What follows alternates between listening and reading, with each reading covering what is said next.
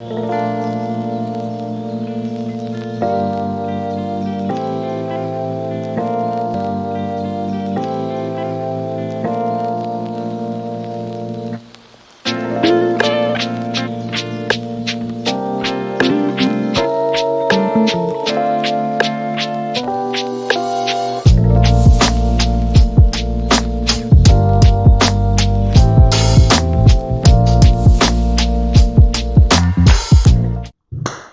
guys, welcome back. VINO Live, Innovation Studios, Sharon, Mass. Had some great episodes the past couple weeks. Christmas is right around the corner. Everybody's reaching out and saying, make a comfort dish, right? And what's more comfortable than pasta? So for this episode of VINO Live with Chef Kev D. And Cassandra. She's the wine expert here at Innovations. We're gonna do a pasta carbonara. Right? My favorite. So this is super simple, but it's also rustic, it's filling, it's comforting, it's warming, it's all those things that you want in a comfort food dish. Going into the holidays, you don't want to have to think about entertaining and stuff. This is something you make for you and your family the week before Christmas. So, as always, we have some great wines. What's our first wine? Yes, we do. So we actually have a really interesting wine that we brought in from Georgia, the country, not the state. So this is a grape varietal called Ricazzelli, or Ricazzelli. It says even on the bottle, I knew I was going to slaughter this, but it says Our Cats and Telly. So this is a natural wine from Georgia, and it has a skin contact fermentation process in these clay pots. So that's why it's a little bit orange. Skin contact typically means it's called an orange wine, but it is a white grape varietal. So it has some really cool sandalwood tones. It has some tannins.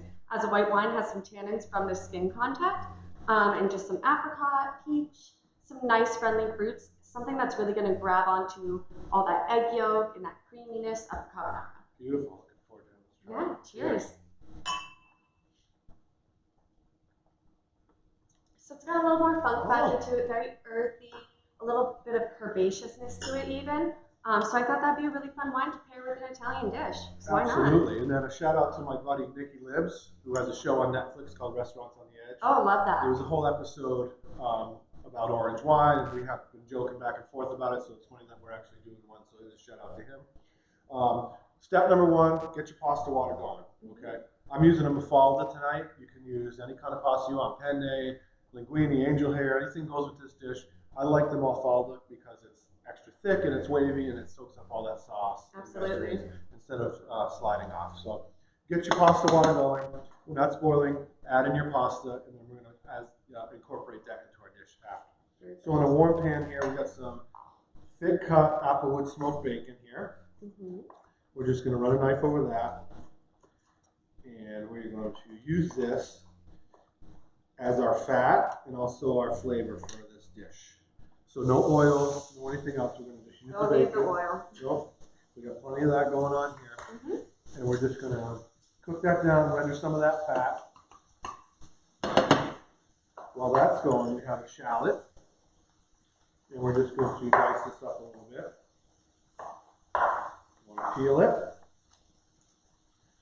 About a quarter of a shallot. This is probably a dish that'll feed one or two people. If you're making a big batch, you could throw a whole shallot in there.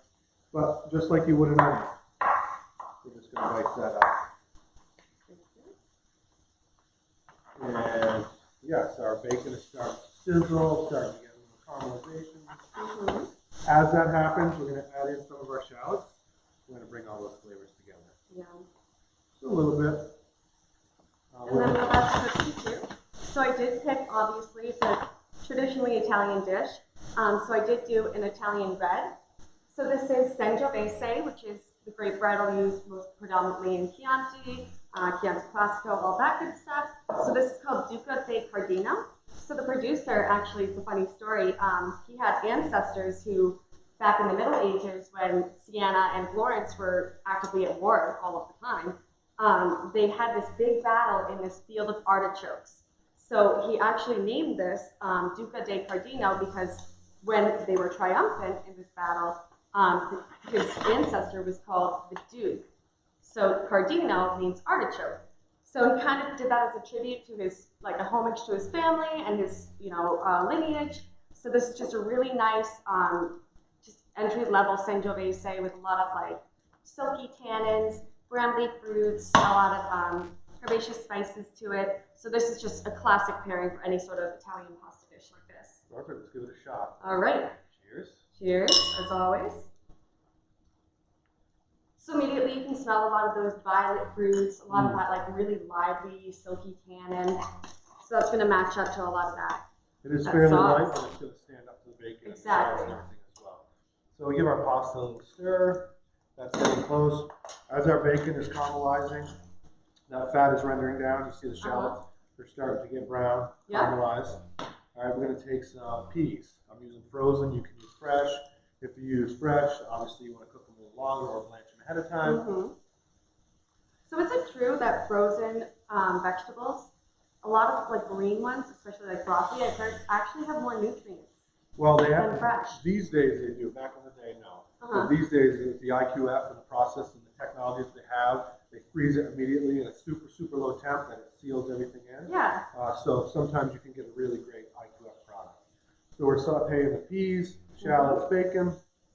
We have that nice bacon fat and caramelized shallots. Check on our pasta. Getting really close. So when those peas are just warmed up a little bit, you start to get a little brown. We take some heavy cream. I'm going to hit that right in the pan like that. A little bit of salt and pepper. And we're going to bring all those flavors together. Turn it up a little bit. And we're going to let that simmer for a minute. And then we're going to add our pasta, a little cheese. We're going to plate it. And then we're off to the races with a beautiful carbonara for the holidays. Sounds great to me. Yes. Let's see.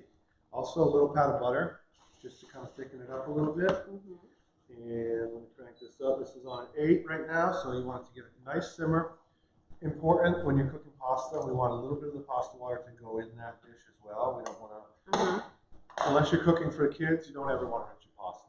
You want that nice starchy flavor. It binds up all of it together. Yes, as part of your dish. It's actually an ingredient to your dish, so you don't want to lose that. So we're starting to simmer here. Okay, so instead of a strainer, I'm just going to go from this pan to that pan because we want some of that beautiful starchy water to go in here. Okay, a little bit more. And we're just going to bring all those flavors together. We're going to cook it down a little bit. See, it's starting to simmer. Our pasta is nice and al dente. We're going to take 1 egg, secret ingredient to this dish. We're going to crack it right in here. Right in there? Right in there. I separate the egg white from the yolk. No, we cook it right in there, and that's going to act as obviously a natural thickening agent, a little more protein, and it's going to give you that nice kind of thick flavor there. Excellent. So that's all coming together. A little more salt and pepper. Take a little bit of fresh Parmesan, a microplane. I'm going to go right in there. Also going to thicken it up a little more. And then we just bring all that together. Those flavors are all together super quick. Really the longest thing in this is the pasta. Absolutely, yeah. And we take a nice bowl here. We're going to go right in here. The whole thing. So you want to serve this with big crusty bread. You want to shave a little Parmesan on top. Certainly can do that. I have some pea shoots here. Some fresh peas. And yeah, a couple more peas for some color. Clean it up, and you have yourself the perfect pasta carbonara. Wow, it smells amazing too. And how quick was that? So quick. So quick, and it's all in the prep. You know, get your bacon ready, chop your shallots, and then you can kind of put this whole thing together fairly quickly. And with the wines you've chosen, which you can get at innovations.us. Yes, you can. Right, ship it right to your door. Yeah. Sometimes overnight if you're in New England. Yeah. But yeah, so going into the holidays, comfort food. Pasta carbonara.